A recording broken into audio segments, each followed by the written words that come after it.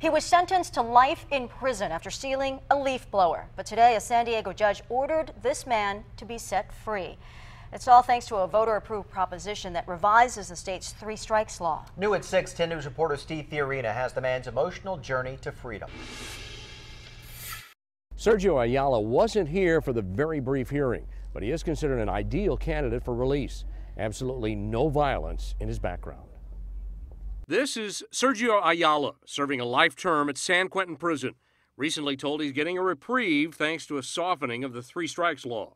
Mr. Ayala had given up hope at that point, and he put his head down the table and started crying. California voters decided the law was too harsh on non-violent offenders.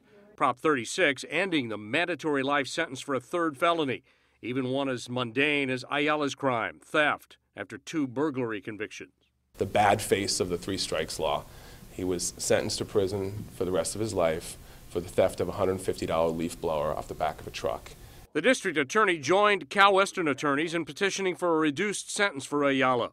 Most other offenders won't have that benefit. We will oppose the release of any three-strike offender who we believe poses an unreasonable risk of danger to the community. Each case would be judged on its merits, but violent behavior is the key. Violence in his past, he may have violence or gang affiliations in prison, and we will go into court and we will fight.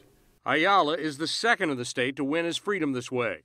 In Fresno, the author of the three strikes law worries. Mike Reynolds, whose daughter was killed 20 years ago. The first ones that are coming out are always going to be the ones that you're going to shed a tear over. He warns that criminals will see the law as weaker and become bolder. This was a very, very bad idea, and I think that Californians will come to a point where they will come to have regretted it.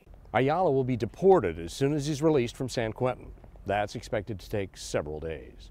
Steve Fiorina, 10 News.